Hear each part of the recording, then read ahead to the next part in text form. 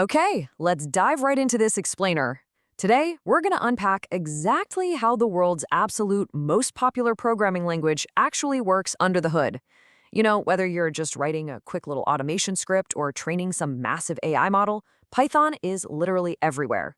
But today, we're not just looking at what Python does, we're going to look at how it does it, starting from its core design philosophy, going all the way down to the super intricate ways it manages your computer's memory. Now, take a look at this. This simple quote right here perfectly captures Python's fast, flexible, and honestly, surprisingly forgiving design philosophy. It's known as EAFP, easier to ask for forgiveness than permission, and it's a huge part of the Python coding style.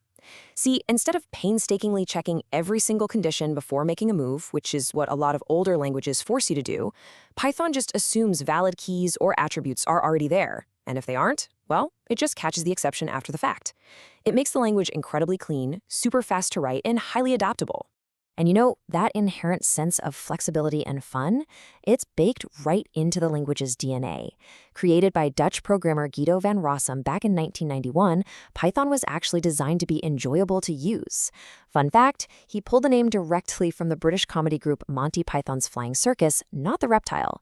This playful approach is exactly why official tutorials will use variables like spam and eggs instead of your standard, kind of boring programming terms like foo and bar.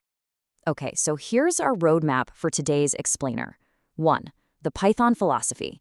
2. Syntax and dynamic typing. 3. Memory and garbage collection. 4. Removing the lock. And 5. The Python ecosystem. Let's get right into it. First up, Section 1, the Python philosophy. So the crucial takeaway here is that Python was explicitly designed to prioritize human readability and simplicity over raw machine speed. It's a high-level, general-purpose language. Because it hides so much of that complex memory management that other languages force you to deal with, it becomes incredibly accessible. This is exactly why folks who aren't traditional computer experts, we're talking research scientists, financial bookkeepers, data analysts, they all frequently learn Python to automate their daily tasks, literally saving themselves hundreds of hours of manual work. Moving right along to Section 2, syntax and dynamic typing. And this brilliantly illustrates the power of contrast. If you look at older languages like C or C++, they demand semicolons at the end of every single line, plus curly braces just to group blocks of code together. Python? It completely eliminates all of that visual clutter. Instead, it relies on significant white space. Basically, spaces or tabs are structurally required to separate code into groups. This forces a clean, indented structure that reads almost like plain English. And actually, it's not just a stylistic choice. It's strictly mandated by the interpreter.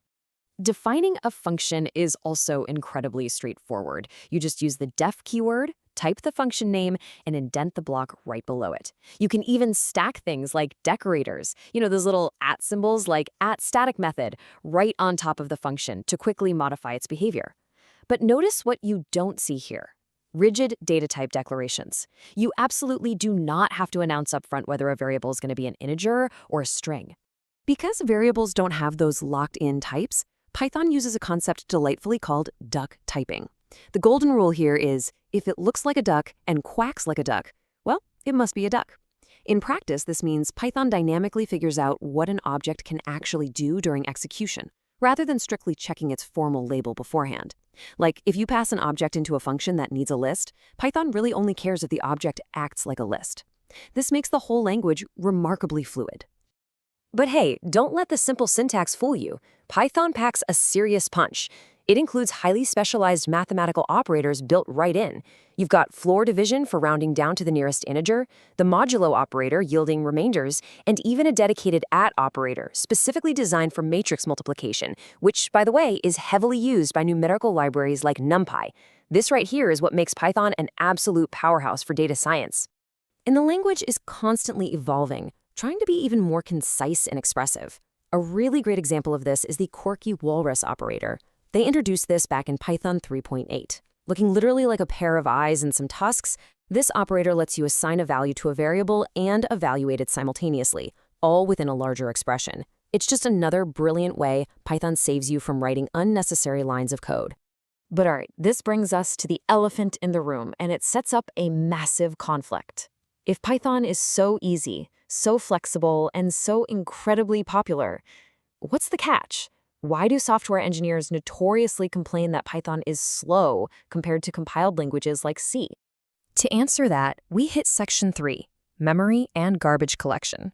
So when you write in a language like C, you have to manually allocate and free up computer memory yourself, which is honestly highly error-prone. Python? It automatically cleans up after itself using a garbage collection process called reference counting.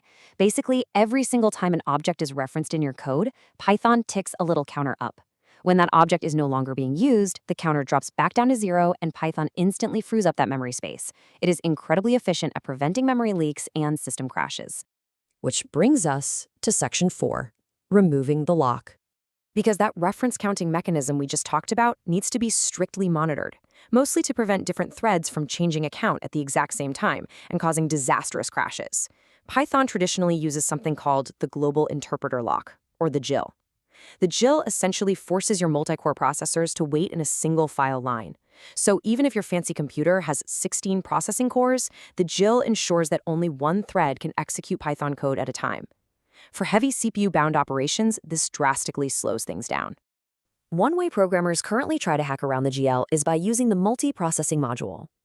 Instead of using lightweight threads that just get blocked by the lock anyway, multi-processing creates entirely separate mini-environments. We're talking distinct processes, each with its own Python interpreter and its very own separate memory space. This completely bypasses the GL and finally achieves true parallel execution across multiple cores. However, while multiprocessing definitely works, it's really heavy because duplicating memory spaces takes a massive toll on system resources. But there's a brilliant new fix on the horizon called biased reference counting. This is a super complex method that manages objects accessed by a single thread differently than those shared across threads. And guys, this paves the way for a true no-GIL version of Python. The absolute best part? It removes the lock for heavy multi-threaded programs without sacrificing the snappy, fast performance of simple everyday single-threaded scripts. It's a total game changer. Finally, let's wrap up with Section 5, the Python ecosystem. Python is famous for shipping with a batteries-included standard library, right? But its true dominance actually comes from third-party tools. Take the realm of data, for instance. Pandas makes exploratory data analysis totally effortless. With just a single line of code, functions like describe or info will instantly summarize massive datasets. Then you have things like value_counts, GroupBy, and correlation mapping that allow analysts to literally instantly spot hidden trends. Add in web frameworks like Django and AI giants like PyTorch, and Python really isn't just a language anymore, it's the foundational infrastructure of the modern tech world. So I'm going to leave you with this final thought. Python won the world over by being readable, forgiving, and incredibly versatile, despite its historical performance flaws. But now, as the language rapidly evolves to shed the global interpreter lock, which has been its absolute biggest performance limitation, are we looking at the undisputed future of all programming? Something to think about. Thanks for joining me on this explainer, and I'll catch you on the next one.